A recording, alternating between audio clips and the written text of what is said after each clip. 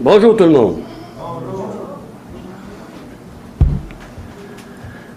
Est-ce que vous étiez au courant que dans le ciel, il n'y a rien que des pécheurs?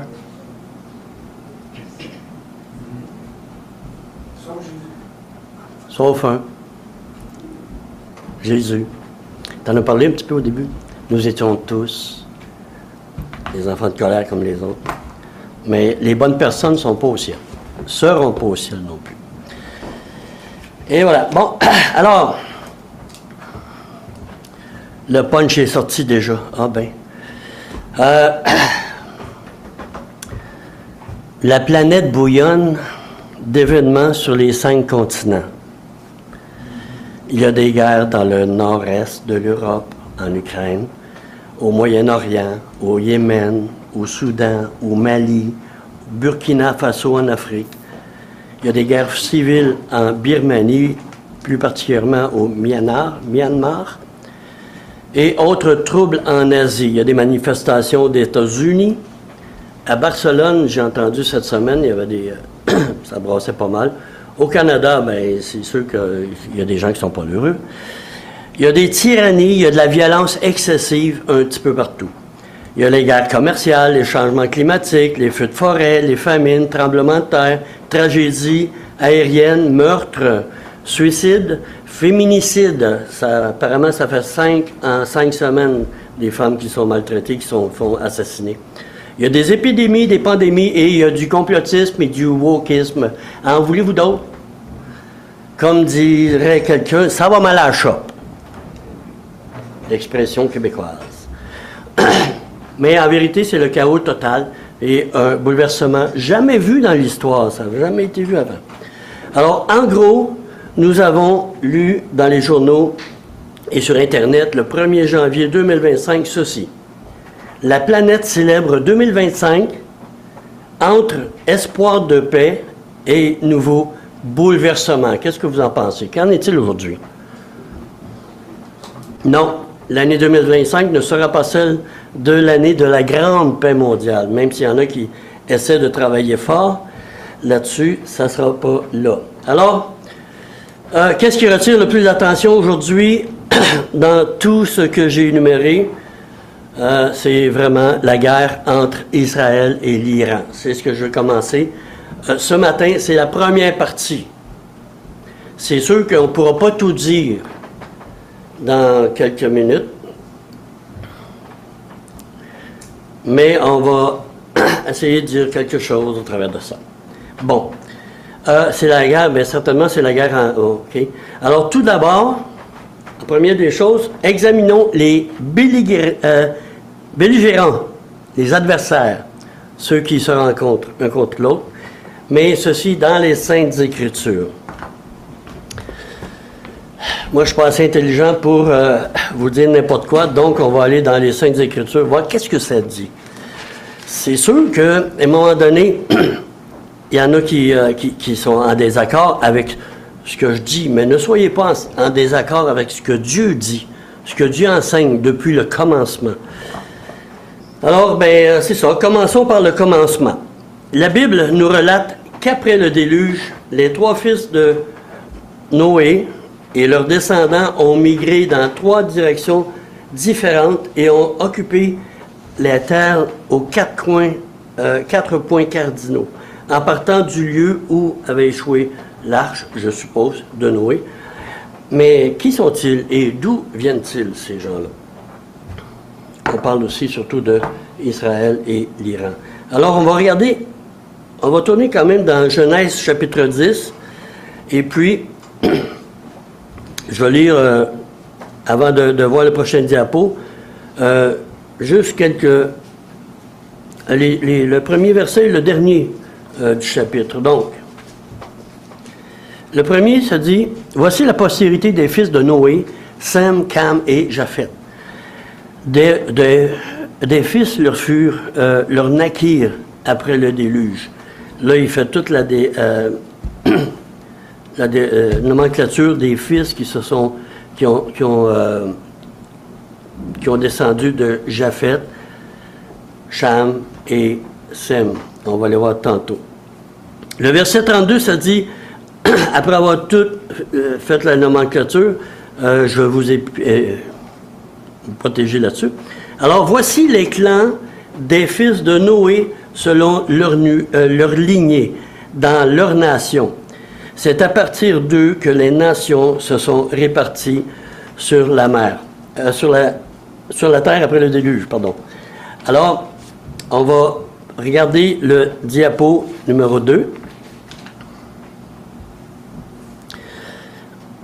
Alors, les peuples issus de Noé après le déluge, il y a eu 3 fils de Noé, Sem, Cham et Japheth. Ces 3 régions sont parties dans 3, ces 3 personnes sont parties dans 3 points différents, mais au travers des 4 points cardinaux: l'Afrique, l'Europe, l'Asie, le Moyen-Orient, et voilà. Et de ces 3-là, 16 fils sont sortis d'eux à la tête des descendants de Sem. Donc, il y a eu d'autres fils aussi après. Ces fils-là, bon, ben, comme, mettons un exemple, on va prendre le prochain diapo, s'il te plaît. Alors, ces fils-là sont partis, Sem, Cam et Japheth. Vous voyez, il y a 3 directions différentes. Il y en a qui sont allés en Afrique, il y en a qui sont restés dans le Moyen-Orient, d'autres en Europe, et puis on ne parle même pas des États-Unis encore, parce que dans la parole de Dieu, les États-Unis ne sont pas là. Même s'il y en a qui voudraient qu'ils soient là, mais ils ne sont pas là. Je reviens ici. Alors, de ces fils-là, regardez bien, c'est vraiment particulier parce que on va partir, c'est Japheth. Japheth, le premier, lui a eu 7 descendants, 7 fils, puis ces 7 fils-là ont eu d'autres fils, et d'autres fils, et d'autres fils, et puis jusqu'à nous aujourd'hui. Alors, dans les fils de Japheth, il y a, on lit, attendez, je vais tourner la prochaine page. Il y a eu Gomer. On voit Gomer ici, c'est les Celtes, Gallois, Irlandais, les Francs, et puis plusieurs l'identifient aussi avec l'Allemagne, Germanie, les Gomer. Ensuite, il y a eu Magog. Magog, c'est où Magog? En Russie. Alors, c'est les Scythes qui se sont descendus d'eux. Ensuite, il y a eu Madaï. Madaï, ce sont les Mèdes. On voit à droite sur la photo. Il y a Javan. Javan, c'est les Grecs. Il y a Tubal. Tubal, c'est Iber. Puis ici, on le voit, si on regarde un petit peu, on voit c'est comme dans l'Espagne d'aujourd'hui. Il y a eu Méchec. Méchec, les Slaves, les Slovaques, Tchécoslovaques, et tout ça, c'est les Slaves. Et puis, il y a Tiras aussi, c'est la Thrace. Alors, ces 7 fils-là ont engendré beaucoup d'autres fils aussi après, ainsi de suite. Là. Alors, les fils de Cham, furent Cush. Cush, c'est l'Éthiopie.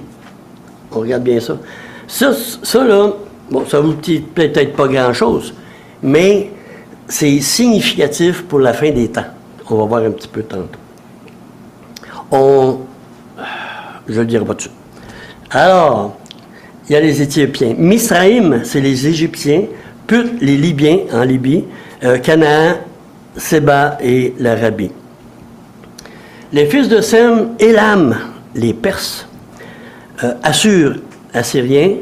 Arpachad, les Chaldéens. Lud, les Lydiens. Aram, c'est les Syriens. Alors, c'est tout. Il y a combien? Il y a 16 peuples qui découlent de Sem, Cam et Japheth dans ces régions-là. C'est sûr qu'avec les siècles, puis ça fait très longtemps, fait quelques millénaires, ils se répandent un peu partout. On va avoir la Chine, on va avoir toute l'Europe entière. Moi, je crois que c'est les îles, quand ils parlent des îles, à un moment donné, plus loin, c'est probablement l'Amérique. C'est plus loin, donc c'est en tout cas. Alors, telles sont les familles des fils de Noé selon leur génération, verset 32 qu'on a lu 32, selon leur nation, et c'est d'eux que sont sorties les nations qui se sont répandues sur la terre après le déluge. Maintenant, on va un petit peu plus loin. avec Abraham, diapo numéro 4.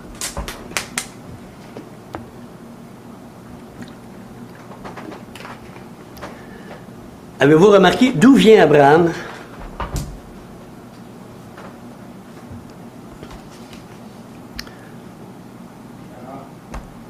Veux-tu retourner à l'autre avant, s'il te plaît?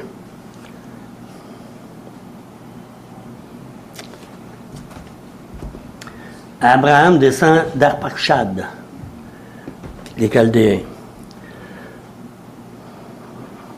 Parce que lui, il vient d'Ur, en Chaldée. Il y en a qui appellent Chaldée, mais c'est Chaldée. Alors, on va lire juste quelques versets. Mais attends un peu.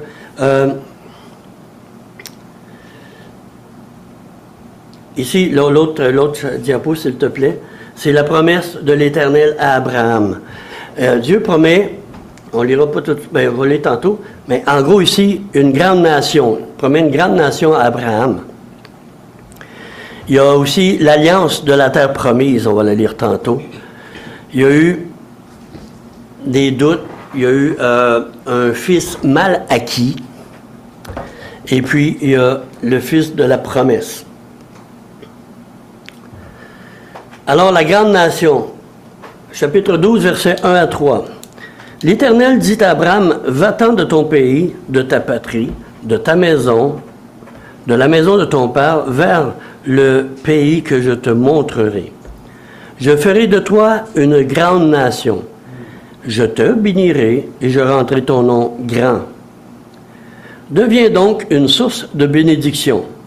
Je bénirai. Ça, c'est une promesse ici là, que Dieu tient encore pour les descendants d'Abraham. Je bénirai ceux qui te béniront et je maudirai ceux qui te maudiront. Toutes les familles de la terre seront bénies en toi. On reviendra plus tard sur les bénédictions, puis ceux qui bénissent Israël, puis ceux qui vont maudire Israël. Alors ça, c'est la première promesse que Dieu a donnée à Abraham. Ensuite, il dit,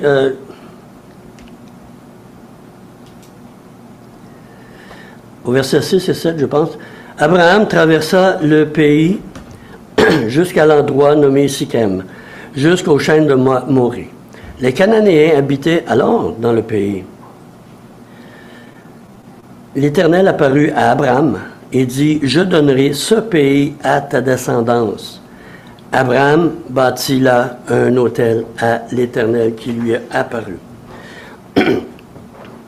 Vous allez entendre, vous avez entendu, vous entendez, la guerre, on avait entendu, bon, Gaza, ensuite c'est le Hezbollah, c'est au Liban, et puis avec l'Iran, puis tout ça, c'est sûr que vous allez entendre, ah, c'est une guerre de religion. Hein?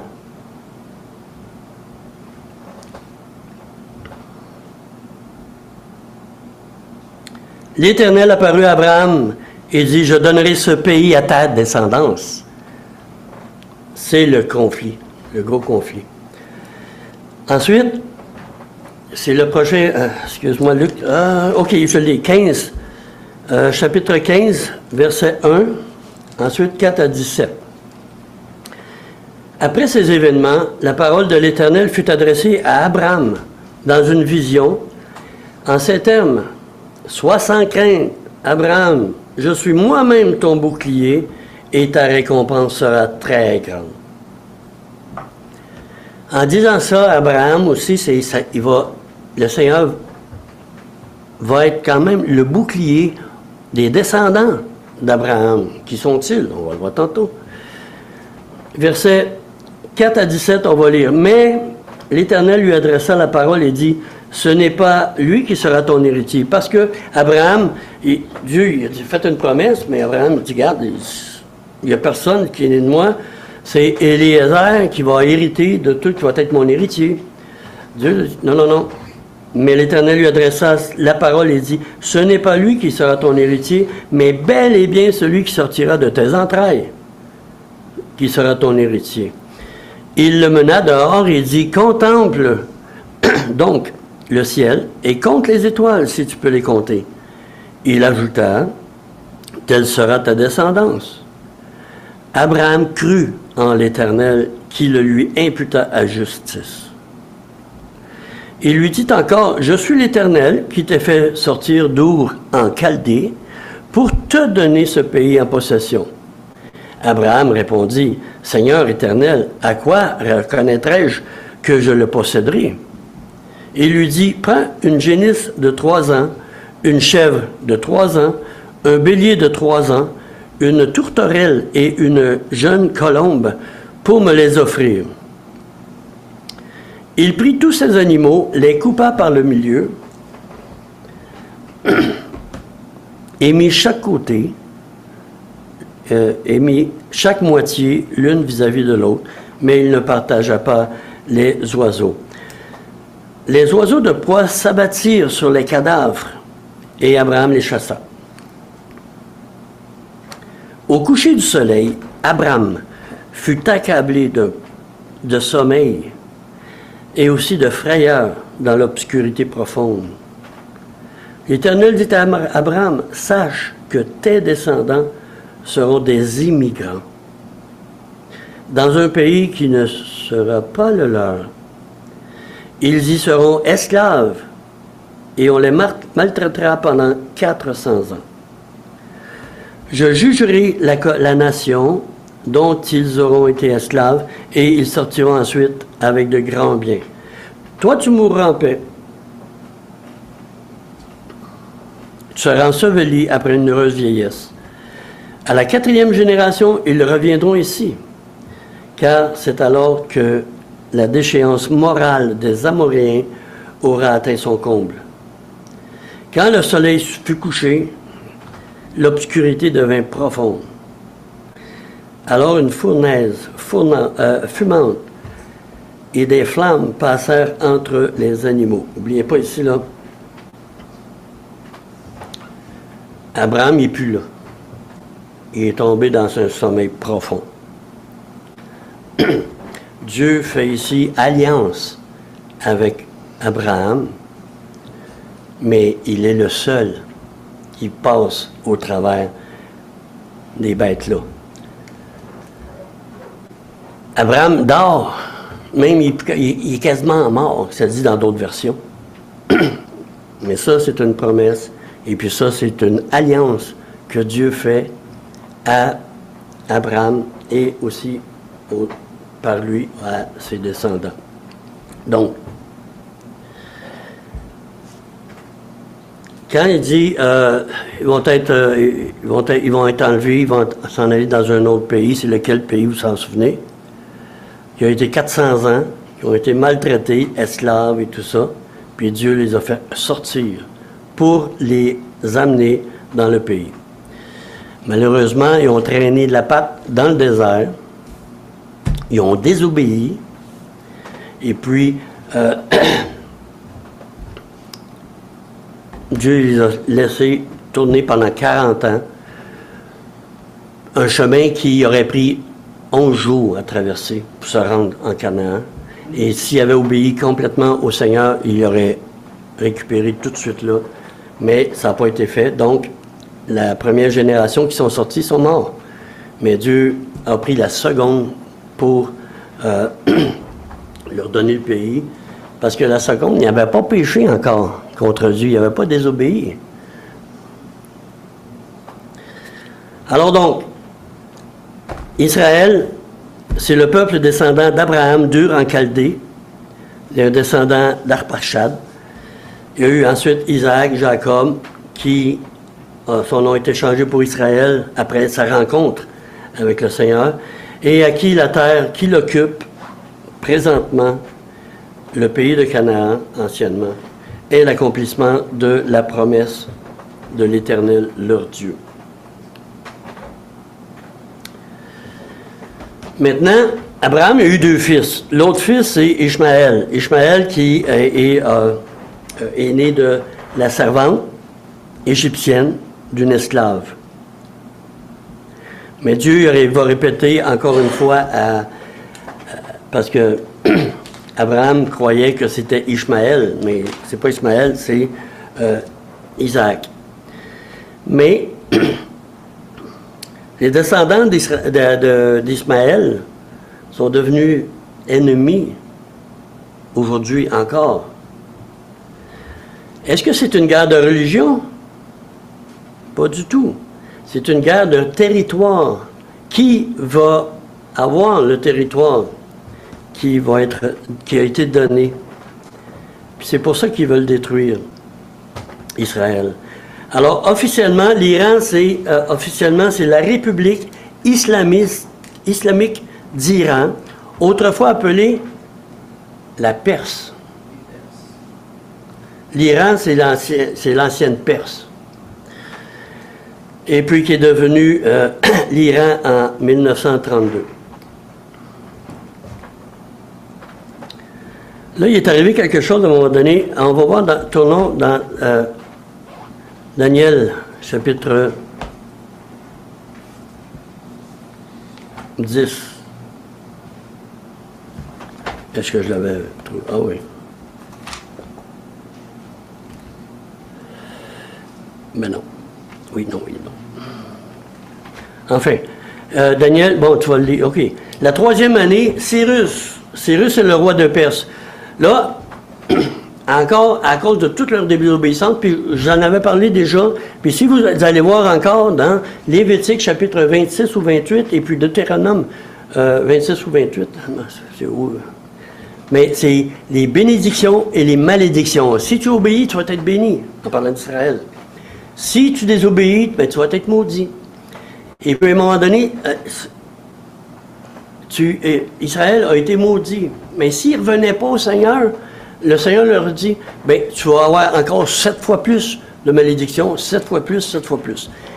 Fait que, lisez-le encore, là, puis là, vous allez voir qu'ils vont être envoyés un peu partout dans le monde. Ils vont être exportés. Et puis, ils vont être maltraités, ils vont être très tristes et tout ça. Bon. Mais là, présentement, dans Daniel, ils sont à Babylone. Le roi de Babylone, Nebuchadnezzar, les a amenés, il a fait détruire tout Jérusalem et puis le temple et tout ça. Alors, la troisième année de Cyrus, le roi de Perse. Vous vous souvenez, il y a eu 4 empires qui ont été montrés en vision à Daniel. Il y a la Babylonie, les Babylones, il y a les Perses puis les Mèdes. Il y a, ensuite, Javan, c'est Alexandre le Grand, la Grèce. Et puis, finalement, c'est la Rome. Mais ici, c'est le deuxième empire. La troisième année de Cyrus, roi de Perse, une parole fut adressée à Daniel, qu'on appelait Belshazzar. Cette parole est vraie. Il y aura un grand combat. Il saisit cette parole et comprit la vision. Ça, c'est pour plus tard aussi. Mais le combat qui a eu lieu c'est probablement la troisième puis le deuxième empire. La Grèce qui a voulu conquérir le Mède. Mais c'est toujours la même chose.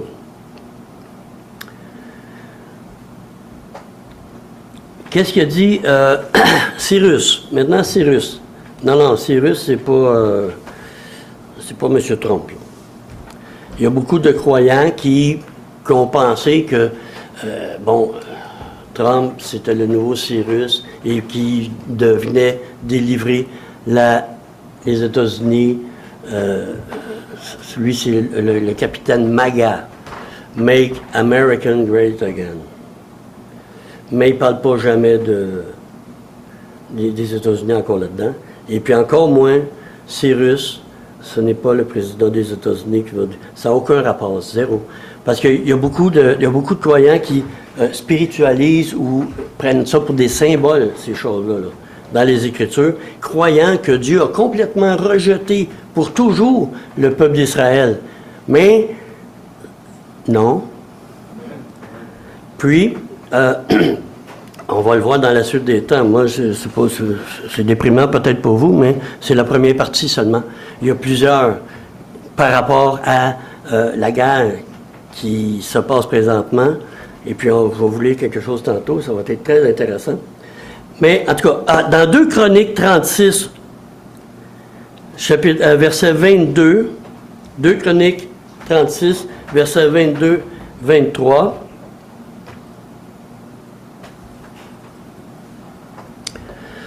la première année de Cyrus, roi de Perse, afin que s'accomplisse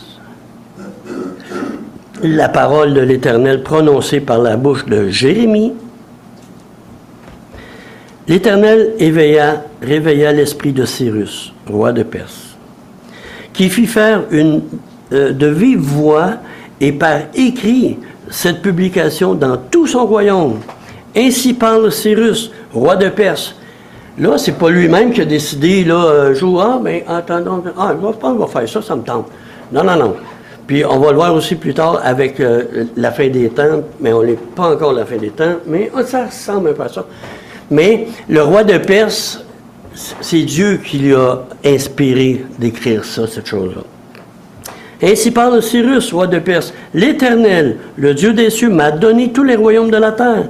Il m'a chargé de lui bâtir une maison à Jérusalem, en Juda. Qu'est-ce que c'est? C'est la reconstruction du temple sous Esdras, c'est Néhémie qui va avoir lieu. Qui d'entre vous appartient à tout son peuple, que l'Éternel, son Dieu, soit avec lui et qu'il monte? Dieu se sert de lui, le roi de Perse, pour bénir Israël, c'est-à-dire que pour le faire au bout de 70 ans, les faire retourner dans leur pays, et puis de reconstruire le temple, et puis à Jérusalem et tout ça. C'est spécial parce qu'aujourd'hui, les Perses ou l'Iran veulent détruire Israël. Fait que Dieu ben, ça dit aussi, comme, mettons en Égypte. En Égypte, quand les Égyptiens ont maltraité les Juifs, Dieu les a porté un jugement là-dessus. Et puis, Dieu, dans sa grâce, dans sa bonté, puis même dans son humour, il va prendre un ennemi, puis il va faire descendre le peuple dans le pays. Puis je ne sais pas, mais je pense qu'il va fournir aussi pour la reconstruction. Je ne suis pas certain, mais je ne me souviens pas. Mais il va faire ça. Mais plus tard, en 2025, ces descendants, ces Perses-là, c'est l'Iran. Qu'est-ce qu'ils vont faire? Ils vont vouloir détruire Israël. Est-ce que c'est pour la religion? Pour le territoire? J'ai oublié de vous dire tantôt de lire dans la promesse qu'Abraham a fait que Dieu a faite à Abraham. Mais le territoire d'Israël, là, c'est pas juste la petite partie qu'on voit là, sur la map, là. Ça va jusqu'au fleuve de l'Euphrate. Ça dérange beaucoup les jeunes, les Arabes, les pays arabes autour de ça. Mais finalement, un jour, ils vont l'avoir parce que Dieu, ce qu'il promet, il va l'accomplir. Toujours, toujours, toujours. Alors, c'est la promesse de la terre. Est-ce que, mon nom, le diapo 6, si je ne suis pas rendu trop loin, en retard ou avance?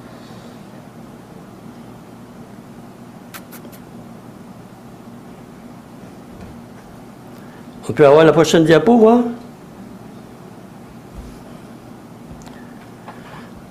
Juste pour voir qu'est-ce que ça dit. OK, bon, c'est ça. Ah, ben oui, regardez, je pense que c'est dans Genèse, chapitre 15, verset 18 à 21, que ça dit, je pense, pour être sûr. Bon, oui, voilà. En ce jour-là, verset 18, en ce jour-là, l'Éternel conclut une alliance avec Abraham en disant: je donne ce pays à ta descendance, Israël, depuis le fleuve d'Euphrate jusqu'au grand fleuve, depuis le fleuve d'Égypte, pardon. Le fleuve d'Égypte, c'est le Nil, jusqu'au grand fleuve, le fleuve de l'Euphrate, à savoir.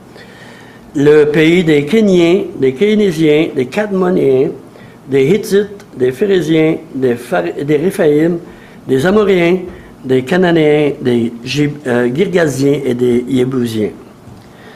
Alors ça va être c'est le territoire que Dieu a promis à Israël, mais ils sont encore confinés dans ce petit bout-là de terre qu'ils ont. Et puis, j'ai écouté un petit peu les nouvelles, mais les gens tremblent, les gens ont vraiment peur, parce qu'ils ne savent pas ce qui se passe. Puis les journalistes, ils essaient de dire plein de choses, mais ils ne savent pas non plus le fondement, de où ça vient tout ça, là. Ils ne savent pas, ils ne sont pas au courant. Eux, ils parlent de 1948, après ça... je sais que, je ne sais pas si vous en avez eu connaissance, sûrement les plus vieux un petit peu. En 1979, moi je travaillais chez Steinberg dans le temps, puis je commençais à lire la parole de Dieu un petit peu. Et puis, il y avait dans le journal la guerre en Israël, l'Iman Khomeini. L'Iman Khomeini qui détestait, il voulait faire périr Israël, tout ça. Moi, j'ai dit, ben, il n'y aura jamais la paix. Ah, il s'est retourné, il était tellement fâché après moi. Ben, non. La parole de Dieu dit, il n'y aura pas la paix encore. En 79.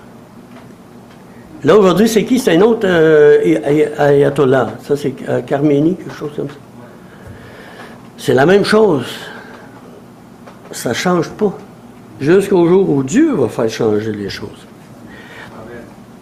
Maintenant, on va lire pour la suite ce que... Je vais juste lire ensemble, on va lire ensemble Ézéchiel, chapitre 38. Mais juste avant, excuse-moi, Jérémie 30, versets 1 à 3, on va lire.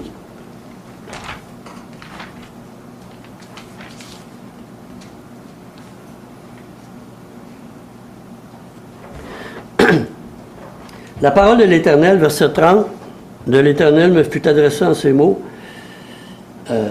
Me suis adressé de la part de l'Éternel en ces mots, parce que j'ai encore des fois la Louis II, là, c'est pas pareil. Ainsi parle l'Éternel, le Dieu d'Israël. Écris dans un livre toutes les paroles que je t'ai dites. Voici, les jours viennent, oracle de l'Éternel, où je ferai revenir les captifs de mon peuple et d'Israël et de Juda, dit l'Éternel.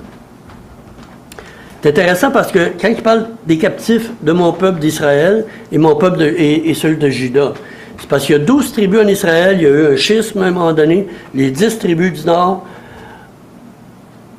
ils ont été amenés en captivité en premier, puis après ça, c'est Juda et je pense que c'est Benjamin, je ne suis pas certain.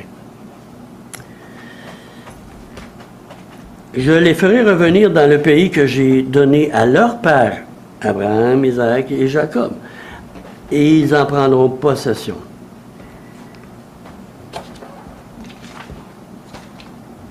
C'est une promesse que Dieu fait ici. Maintenant, le chapitre 38 d'Ézéchias. Quelques versets, les 12 ou 13 premiers versets.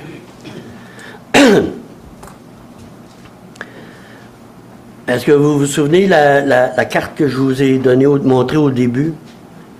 Veux-tu la montrer, s'il te plaît? C'est la diapo numéro 2, je pense, Luc. 2, 3, ouais, merci, bon. Là, on arrive, on s'en vient, mais il y a encore beaucoup d'autres choses à dire sur ce qui se passe présentement, puis ce qui va se passer. Et puis, juste en passant, ça, là, ce qu'on voit venir, là, c'est la 3e guerre mondiale. Je pense qu'elle a déjà déclenché. Ça fait un petit bout. Mais c'est la 3e guerre mondiale. Et ce n'est pas Armageddon encore. Parce qu'il y a plein de choses qui vont se passer après. Jusqu'au retour du Seigneur. Donc, on est dans la 3e. On entre tranquillement dans la 3e guerre mondiale. La parole de l'Éternel, laisse-la là, s'il te plaît, celle-là, Luc. La parole de l'Éternel me fut adressée en ces mots. Fils d'homme, tourne ta face vers Gog. Gog, c'est une personne. C'est pas un pays, mais c'est une personne. Au pays de Magog. Magog, c'est présentement la Russie. Vers le prince de Roche. Roche, c'est aussi un nom qui, anciennement, qui maintenant a été changé, c'est la Russie encore là. De Méchec et de Toubal. Tourne ta face vers Gog, au pays de Magog, vers le prince de Roche, de Méchec et de Toubal, et prophétise contre lui. Tu diras, ainsi parle le Seigneur l'Éternel. Me voici contre toi, Gog, prince de Roche, de Méchec et de Toubal. Je t'entraînerai. Hey, ça c'est extraordinaire, hein? C'est pas lui qui va décider, bah, moi je descends. Non, non, non. Regarde, je t'entraînerai, je mettrai une boucle à tes mâchoires, comme un bœuf, pour l'amener à l'abattoir. Je te ferai sortir, toi et toute ton armée, chevaux et cavaliers, tous vêtus à la perfection, rassemblement nombreux, portant le grand et le petit bouclier. On est rendu avec d'autres choses. Tous maniant l'épée, et avec eux, ceux de Perse. Qui est la Perse? L'Iran. D'Éthiopie. L'Éthiopie, c'est Cush. Et Pout, c'est la Libye. Alors, tous portant le bouclier et le casque. Gomer et toutes ses troupes. La maison de Togarma, au plus profond du nord. Je pense que c'est l'Arménie, ça. Et toutes les troupes et les peuples nombreux qui sont avec toi. Prépare-toi, tiens-toi prêt. Toi et tout ce rassemblement autour de toi, tu seras leur garde. Dans un avenir lointain, tu seras établi dans tes fonctions. À la fin des temps, tu marcheras contre le pays, dont les habitants, échappés à l'épée, auront été réunis du milieu des peuples nombreux sur les montagnes d'Israël qui demeuraient toujours désertes. Sortis du milieu du peuple, ils seront tous en sécurité dans leur demeure. Tu monteras, tu viendras comme un ouragan, tu seras comme une nuée qui va couvrir le pays. Toi et toutes tes troupes, et les nombreux peuples qui sont avec toi. Ainsi parle le Seigneur l'Éternel, en ce jour, des pensées s'élèveront de ton cœur, et tu formeras un projet maléfique. Tu diras, je monterai contre un pays ouvert, j'attaquerai des hommes tranquilles, en sécurité dans leur demeure, et qui habitent tous dans des villes sans murailles, et n'ayant ni verrou ni porte. Pour quelle raison il va descendre là? J'irai prendre du butin et me livrer au pillage. Tu porteras la main sur des ruines maintenant habitées, sur un peuple recueilli du milieu des nations, ayant un cheptel et des biens, habitant le centre du monde. Israël, c'est le centre du monde, saviez-vous? Et puis, c'est pas le pays d'Israël, c'est pas le pays des Palestiniens non plus, c'est le pays de Dieu. C'est mon pays que Dieu dit à quelque part dans les Écritures. Ça, on sent ça un petit peu. Puis j'ai vu quelque chose, là, ben, je ne l'aurai pas cette semaine, là, je vais l'apporter la prochaine fois. Là. Pour que, bon, il va y avoir à un moment donné, la Russie qui vont descendre par voie navigable. Ça le dit à quelque part ici. Ils vont descendre par voie navigable, puis ils vont aller pour se rendre en Israël. J'ai regardé sur la carte, il y a une carte là, et puis c'est, je vous l'apporterai la prochaine fois, c'est, il y a la mer Noire, il y a la Russie, contre qui se battent dans les voies? L'Ukraine, et puis il y a la Crimée. Mais la Crimée, il y a un passage. Pourquoi vous pensez qu'ils veulent absolument avoir la Crimée? les Russes. Ils descendent, et puis ils vont descendre encore, ils vont passer par le détroit des Dardanelles. Ça, c'est un détroit où il y a beaucoup de va-et-vient navigables là-dedans. Depuis très, très, très longtemps, ils vont descendre, ils vont faire le tour, ils vont s'en revenir, puis ils vont se présenter vis-à-vis Israël, puis avec tous ceux qui sont avec lui. C'est vraiment intéressant de voir ça. C'est pas une invention de moi, c'est dans la parole de Dieu. C'est la parole de Dieu, c'est ce qu'elle nous enseigne. Alors présentement, on n'est pas encore dans la fin des temps. Jésus a dit, qu'est-ce qu'il a dit le Seigneur? Je vais finir avec ça ici. Aux 3 questions que les apôtres lui ont demandées. Comme Jésus s'en allait au sortir du temple, ses disciples s'approchèrent et lui en firent les remarques. Mais il répondit, voyez-vous tout cela? En vérité, je vous le dis, il ne restera pas ici pierre sur pierre qui ne soit renversé. Là, il est en train de parler de la ville de Jérusalem et puis de temple à Jérusalem qui ont été détruits en 70 par Titus et son armée. Il s'assit sur le mont des Oliviers et les disciples vinrent lui dire, dis-nous quand cela arrivera et quel sera le signe de ton avènement et de la fin du monde? 3 belles questions. Jésus leur répondit prenez garde que personne ne vous séduise. Il va répondre à 2 questions ici, puis une autre question en Luc. Une réponse en Luc. Car plusieurs viendront à mon nom en disant c'est moi qui suis le Christ et qui vous séduiront et ils séduiront beaucoup de gens. Vous allez entendre parler de guerre, de bruit de guerre. Gardez-vous de vous alarmer car cela doit arriver. Et guerre, début de guerre. Là, présentement, il y a eu des guerres dans le monde là, depuis longtemps. Là. C'est comme un contre l'autre dans un village, dans une ville. Ensuite, il y a eu comme, un exemple, il y a eu une révolte en Égypte il y a très, très longtemps. Ensuite, il y a un pays contre un pays. Ensuite, il y a eu les 2 guerres mondiales. Il y a eu des tremblements de terre et tout, c'est ça que ça dit ici. Ne vous alarmez pas, ces choses doivent arriver. Mais ce ne sera pas encore la fin. Une nation s'élèvera contre une nation, un royaume contre un royaume, et il y aura par endroits des famines et des tremblements de terre. Il n'y en a jamais eu autant présentement ou dans les 2 derniers siècles que dans toute l'histoire de l'humanité avant, de ces 2 choses-là. Maintenant, il est en train de dire que ça ne sera pas tout de suite. Tout cela ne sera que le commencement des douleurs. Une femme qui va accoucher, elle ressent des douleurs.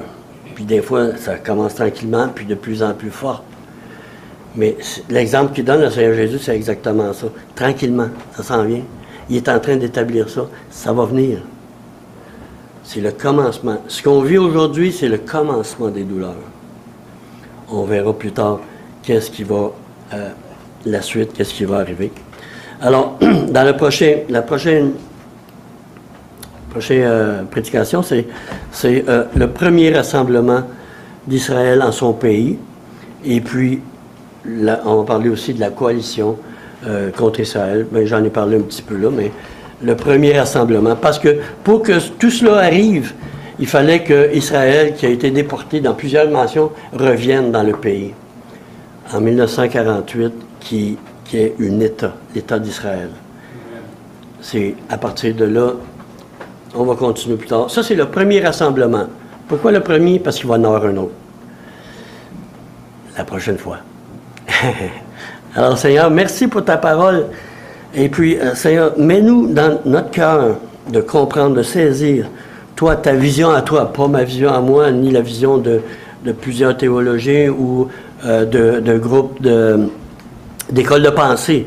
Mais c'est ta vision à toi, la vision du monde, la vision que toi tu as par rapport à Israël, que tu as laissé pour un temps, mais tu vas ramener aussi dans son pays. Tu l'as ramené déjà, Mais on sait que c'est pour le jugement. Et puis aussi, tu vas ramener, il va y avoir un autre groupe de croyants messianiques, des Juifs, qui ont cru en toi, qui vont être rassemblés pour le futur royaume messianique, qui va être établi sur la terre. Nous y croyons, moi j'y crois. Parce que c'est toi qui le dis, Seigneur, c'est ta parole qui l'enseigne. Alors, merci de bénir mes frères et sœurs aussi ce matin. Et puis, merci de nous avoir donné la vie éternelle. On va voir toutes ces choses-là arriver parce que toi, tu vas le permettre. Amen. Amen.